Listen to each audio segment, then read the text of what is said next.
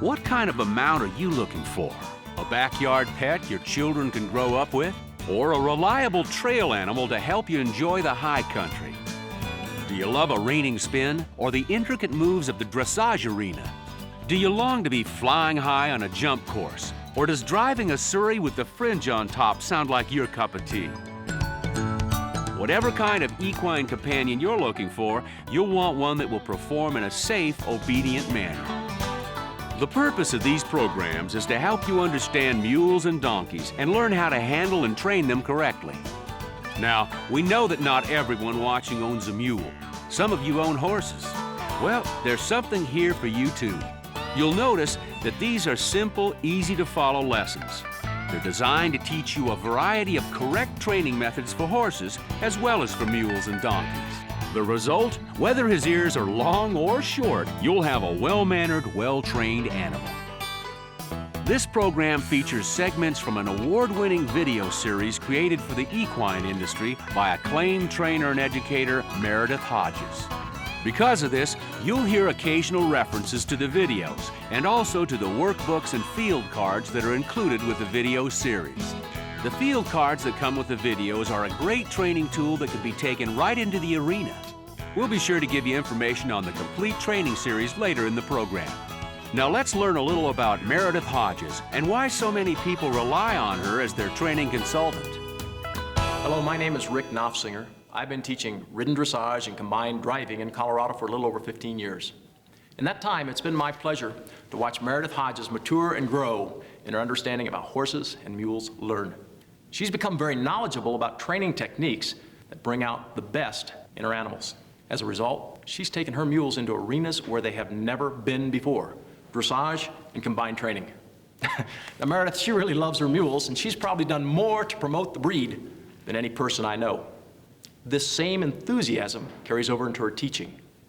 She combines this enthusiasm for teaching with training techniques that have proven successful time and time again. She'll show you how to take your animal and develop a very positive, trusting attitude towards people and training. Mules are wonderful animals. They're strong, intelligent, affectionate, with a great sense of humor, and what incredible athletes.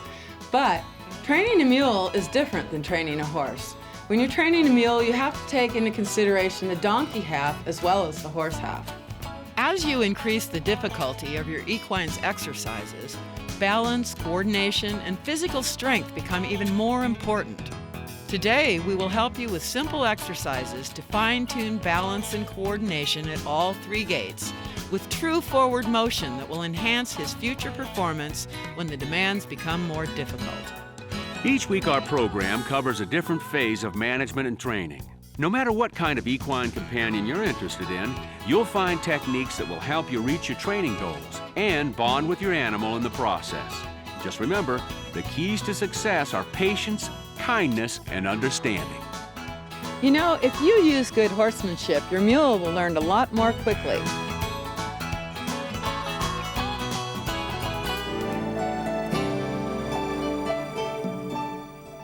Mules are wonderful animals. They're strong, intelligent, affectionate, and what a sense of humor. But training a mule is different from training a horse in some respects, but in most cases it's the same. If you're using this training video for training a horse, we'll be sure to emphasize the techniques that you cannot use with the horse. In tape number 1, we talked about the differences between horses and mules. Here's a reminder. The offspring of a male donkey, a jack, and a female horse, a mare, is called a mule. A horse has 64 chromosomes and a donkey has 62. The mule ends up with 63. Mules can be either male or female, but because of the odd number of chromosomes, they can't reproduce. A male mule still needs to be gelded, though, to be a safe, sociable animal.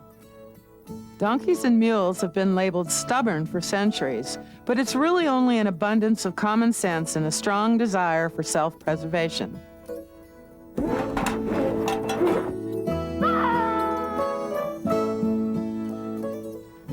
Remember that a mule has to see a purpose for learning. You must also persuade your mule to do what you want. You cannot force him. Talk to him a lot. Give him plenty of reward for his good behavior and discipline him gently for bad. Your goal is resistance-free training. Make sure you take these training steps in sequence or you may encounter difficulties and resistance to training. Refer often to your workbook. It contains everything we'll cover in this video, but in greater detail. And don't forget to slip your field cards into your pocket when you're ready to work with your mule. By now, your mule is used to working several times a week for 45 minutes at a time, with the last 15 minutes spent on something easy and relaxing. You're building on that solid, loving, working relationship you built from the time he was a foal, but now you're ready for the fun part of his training. Before you begin the next step in your mule's training, make sure your mule has learned his groundwork lessons well. When he's responding obediently to your verbal commands and rein cues coming from both sides and behind his body, he's ready to learn to respond to directions from a rider on his back.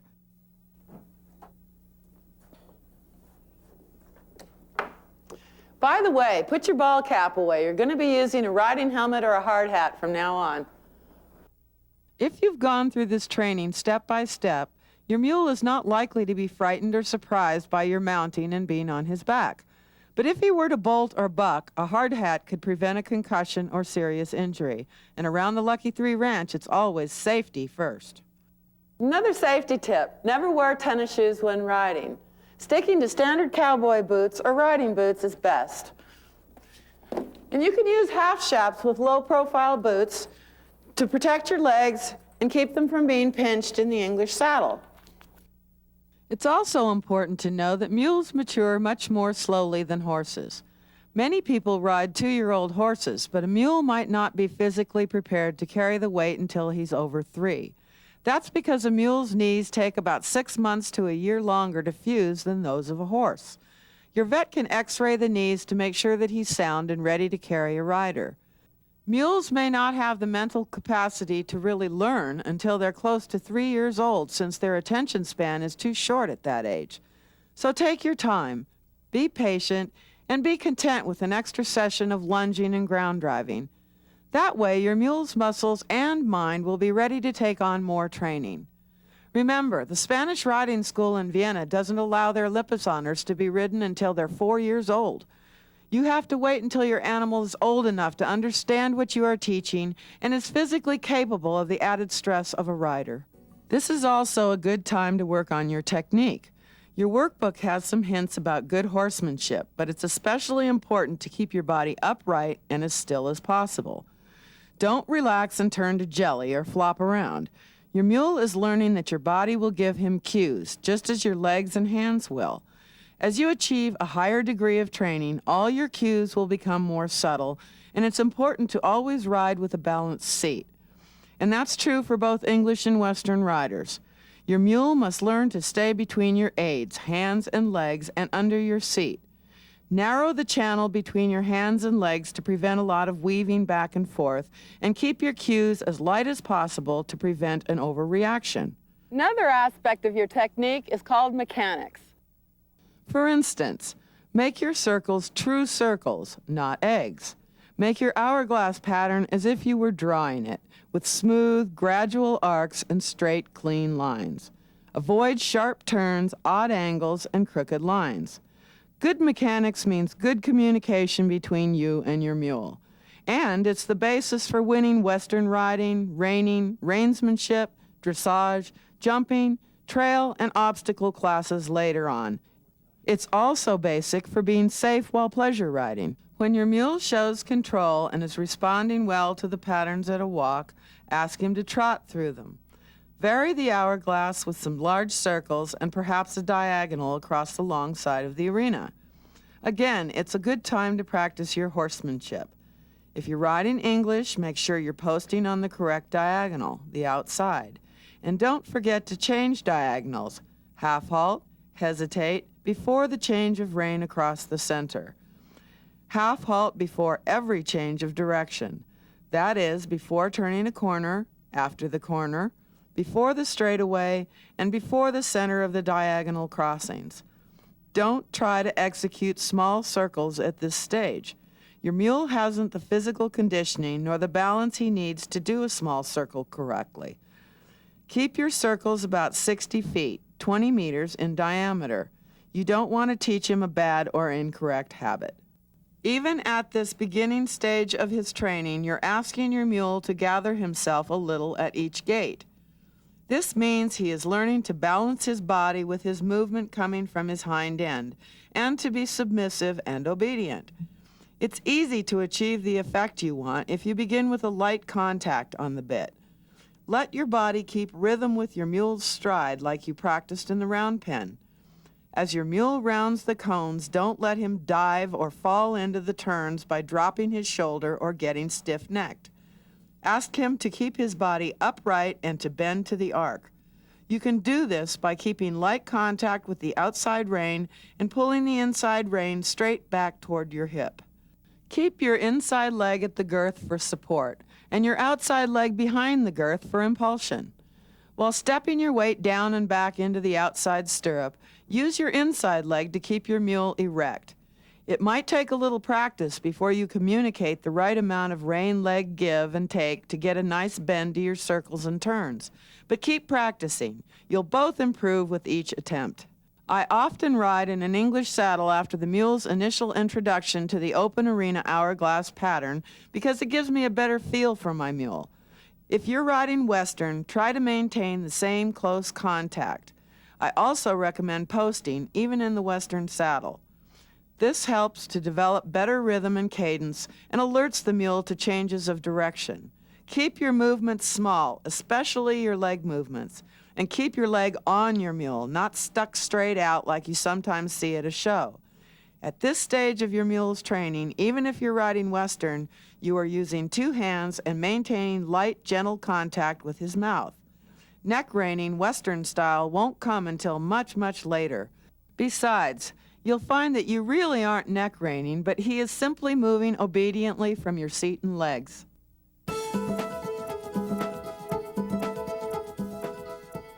Okay, are you ready to try a canter? Or if you're riding Western, a lope? It's easiest if you start by playing follow the leader. It won't take long for your mule to be comfortable loping by himself. Gather your mule just as you did in the round pen. Ask for a canter, but rather than loping round and round on the rail, ask him for large circles. About 60 feet is perfect. A circle helps keep you in control and helps him slow down without you pulling on his mouth unnecessarily. Don't worry about his nose. If you keep his shoulders moving in the right direction, his head will follow, not the other way around. As you canter, hold him with the outside rein and use the inside rein to determine the arc of the circle. Support his body with your inside leg and use your outside leg behind the girth to propel him forward and control his speed. Strive to have your seat, hands, and legs work together. Don't worry if he's a little fast. He will slow down as he learns to carry himself correctly and become stronger. And don't be obsessed about leads the first time. It's enough that he's picking up the canter at your command. By lead, I mean one pair of legs on the same side of his body is reaching farther ahead or leading. If the left foreleg and the left hind leg are moving ahead, he's on the left lead. If the right foreleg and the right hind leg are reaching further ahead, he's on the right lead. If one foreleg and the opposite hind leg are leading, he's cross-firing or cross-leading or disunited. Whatever you call it, it's uncomfortable and he is extremely out of balance. Anyway, if he's done his homework in the round pen, he should take the correct lead on the 20-meter circle. In other words, the legs on the inside of the circle should be leading. If he doesn't take the correct lead, just drop to a trot and try again when you are at a point on the circle that goes the way he wants. Then ask for the lead again. Now he'll probably take it. If he still won't, go back to the round pen and school for the lead he's missing. When he does it correctly, you can return to the open and try again. Remember, a canter is not a fast gait. Your mule is working off its hindquarters with a rhythm that makes this gait a pleasure to ride. As your mule becomes more confident, balancing and carrying the weight of a person, you can begin to work on the subtle touches that he'll need for further training. Remember, this is resistance-free training. Up to this point, we've kept things pretty simple. When we get back, we'll start refining your cues.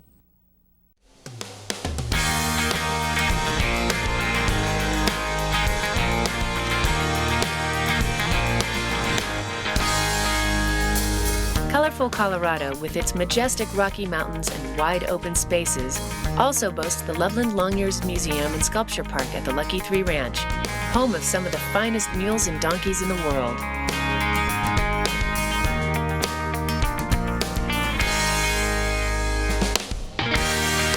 This working ranch is just 40 miles north of Denver. World-renowned authority on mules and donkeys, Meredith Hodges, invites you and your family for an adventure in learning you won't want to miss. Come visit the Lucky 3 Ranch, meet Meredith, her champion mules and donkeys, and take in the beauty of her long years art for the experience of a lifetime.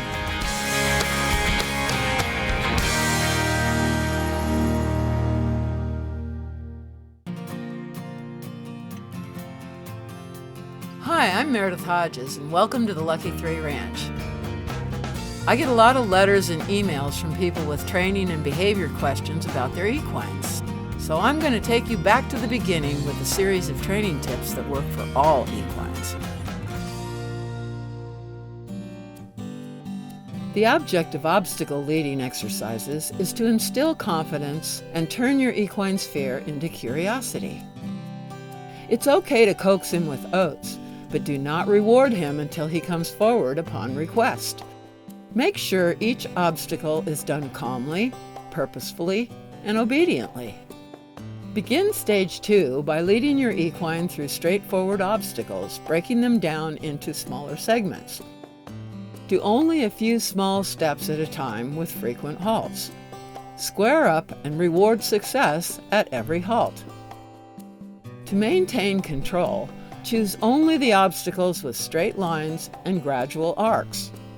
The number of steps required will vary with each obstacle. Do not do any lateral exercises in the beginning. Make sure you are in good posture. Follow the steps of your equine's front legs and stop with your feet together at every halt.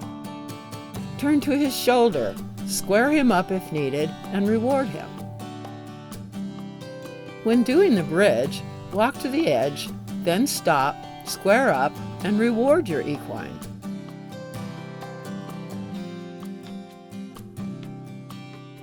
Next, have him put his 2 front feet onto the bridge, stop, square up, and reward him.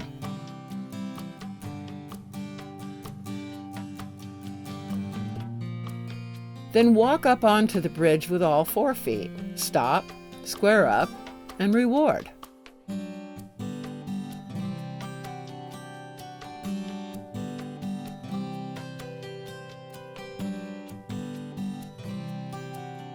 The next step will show you how truly uncoordinated he really is. Have him put 2 front feet onto the ground and leave his 2 back feet on the bridge. Stop, square up, and reward. If he can do this, great!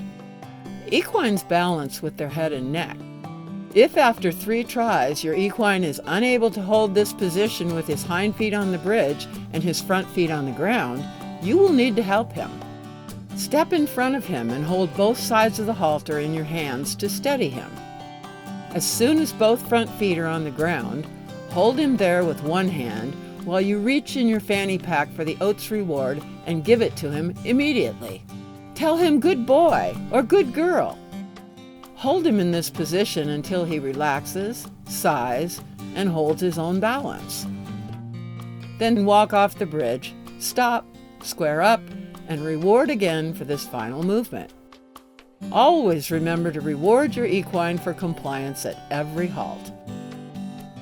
By taking your time and breaking each obstacle down into small, doable steps, you're setting your equine up for success.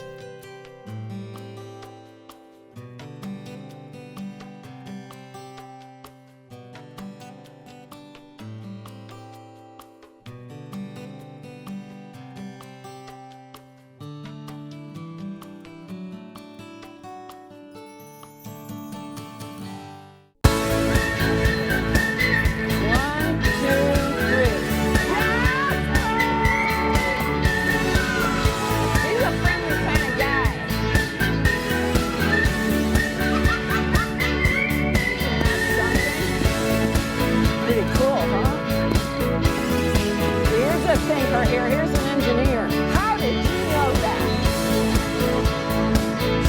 see a huge mule?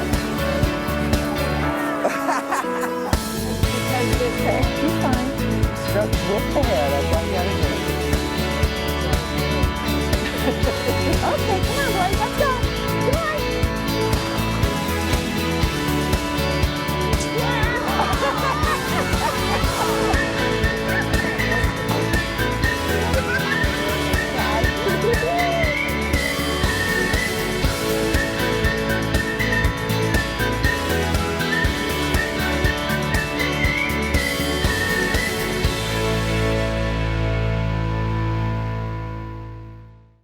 Every owner knows that a well taken care of equine is a happy equine. More and more, a technique being used to enhance our animals' overall conditioning is equine massage. What you have to realize is you're training an animal in their muscle tissue, and their muscle tissue has to be able to perform the task that you're asking the animal to perform. If you're having a hard time doing the advanced things, you need to go back to the beginning. The massage helps break the pattern of the neurons that fire to that muscle, that tell it to contract, to contract, to contract. With proper instruction, just about anyone can learn to give their equine the benefit of basic massage. I've been working on equines for a long time, and a lot of people look at you and hope that you can just come out and make an animal better. And you can't do that. It takes two pieces, the massage as well as the exercise. And the exercise is actually more important than the massage. And that's something that people really have to understand. And Meredith's tapes do that. And a lot of people don't want to take that long a time frame. They just want to do their 60 days, get on the animal and ride them. But that's not really where you can go with their backs. For more intensive therapeutic massage, be sure to consult a professional. Equine massage not only enhances your animal's health and overall condition, it's also a deeply personal and rewarding bonding experience for both of you. Many of you who love your horses also love your dogs. This type of massage can be beneficial for all your pets. If you want to improve your animal's quality of life, I can help. I can either teach you how to do it, or I can massage your dogs for you. Contact me at dogmassage.com. Hi, I'm Meredith Hodges, and welcome to the Lucky 3 Ranch. I get a lot of letters and emails from people with training and behavior questions about their equines. So I'm going to take you back to the beginning with a series of training tips that work for all equines.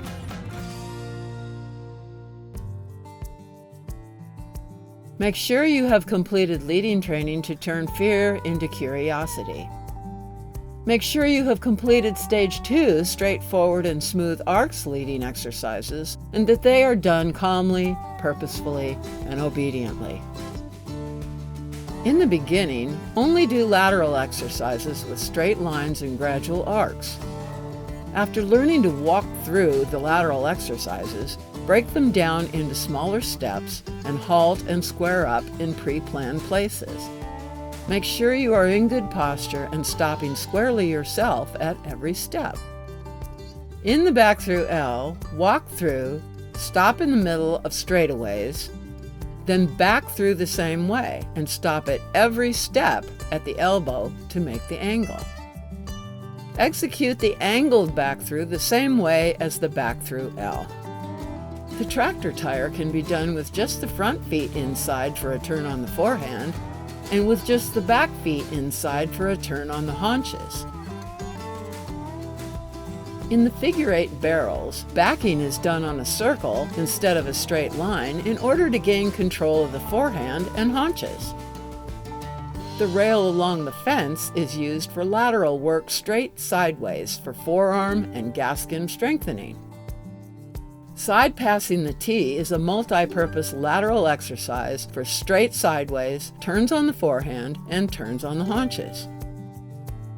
Breaking down lateral exercises into very small steps not only helps to build your equine's body properly, but also prepares him for this work in the drive lines and under saddle.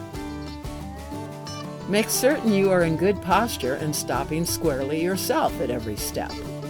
Learn to support your equine's attempts if he is unable to comply after 3 tries, and never forget to reward for compliance at every halt.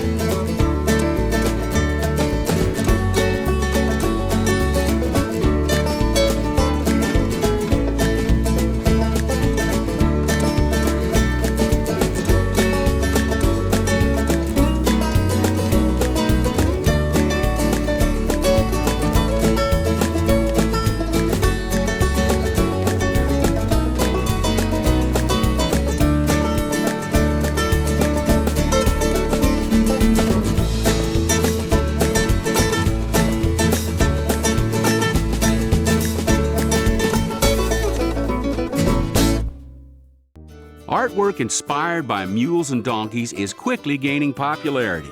Tennessee mule artist Bonnie Shields has the uncanny ability to capture the fun-loving nature of these free-spirited animals. They were like a horse, but they weren't like a horse. They had a little different body. They used their body a different way. They certainly had a different mental attitude.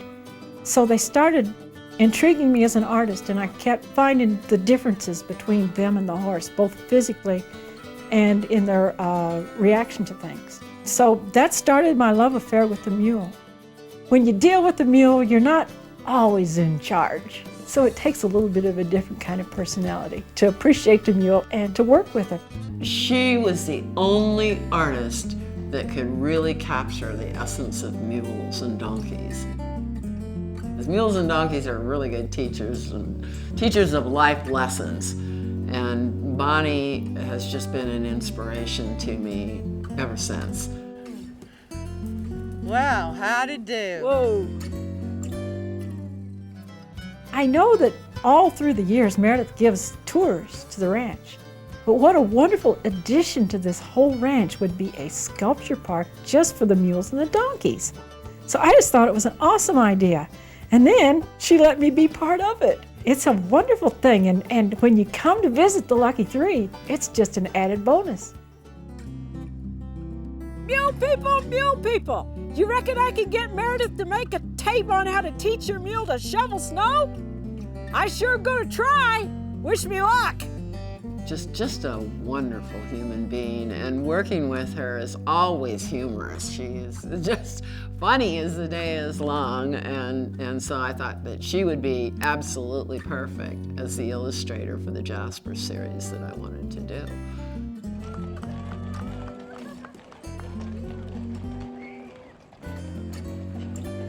The Daydreamers was inspired by a thing that I saw years ago. I heard about this family up in Kentucky. They'd been working tobacco out in the field with their mules. And one of the boys, he was laying across this mule's back, laying in the shade. They'd been working, and he was resting on the back of his mule in the shade. That just kind of stuck with me, and I thought, gee, a kid like that, you know, he thinks he's stuck on the farm. He thinks he's stuck doing all this terrible old work, and he's laying up there and he's daydreaming about getting away from it all. So that's where Daydreamer came from. Sculpture's not the only thing I do. Matter of fact, I got into sculpture maybe a little later in my career. Mostly, I was known for my pencil drawings and my acrylic paintings for many, many years. Long ears art. It may be whimsical, like a cartoon, or it may simply be breathtaking. Long ears are taking their place in the world of art, and it's the beginning of a beautiful friendship.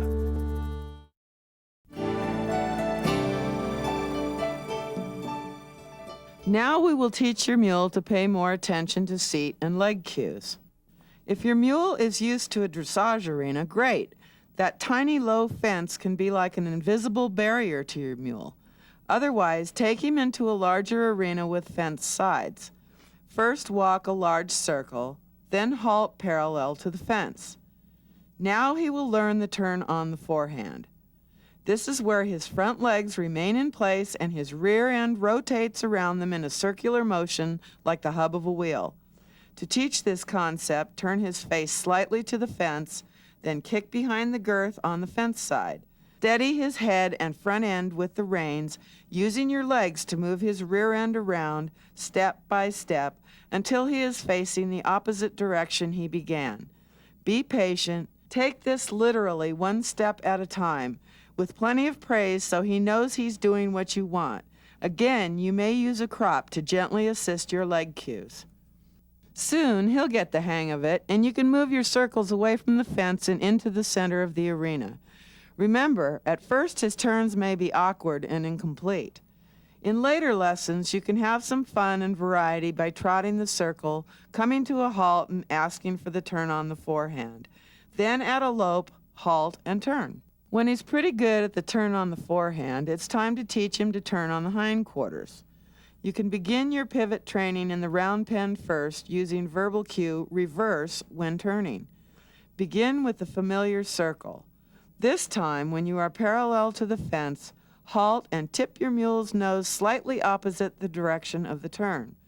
This takes the weight off the inside foreleg.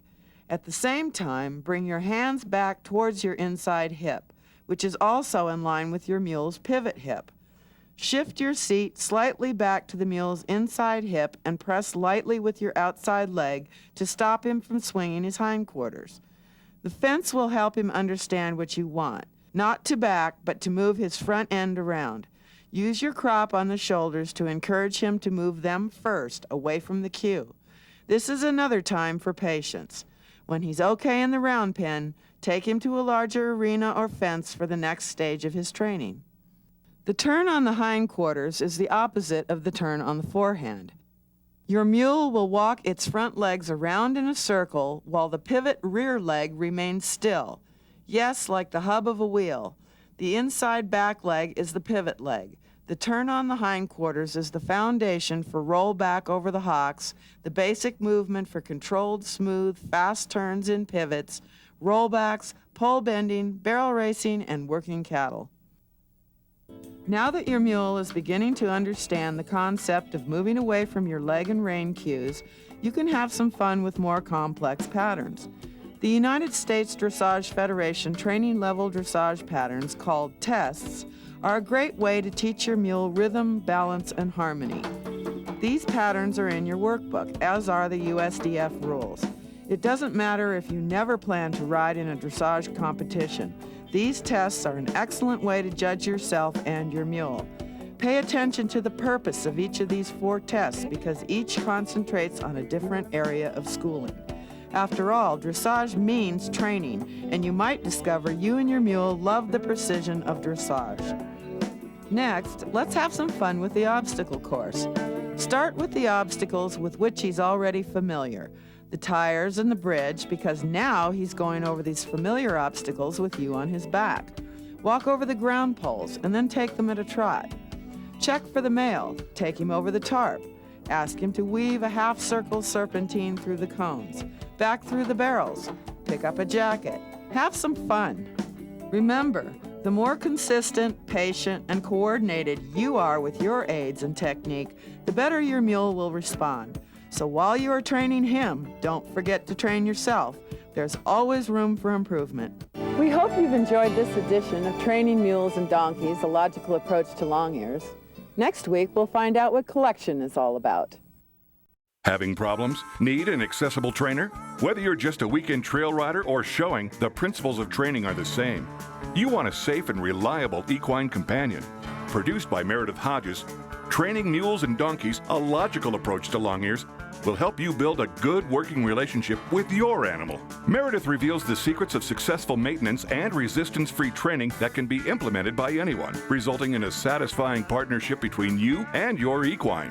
Meredith answers your training questions promptly via mail or phone. Her books are great general resources and her videos are detailed, outlining the day-to-day exercises needed to produce a versatile and dependable equine companion. Meredith's techniques work with all equines. Do you have children, grandchildren? Check out Jasper, the story of a mule. For more information, check out our website at www.lucky3ranch.com or call 1-800-816-7566. Mules are working their way into the hearts of people everywhere. If you'd like to know more about these wonderful long-eared animals, you can contact us at 1-800-816-7566 or get on our website at lucky3ranch.com.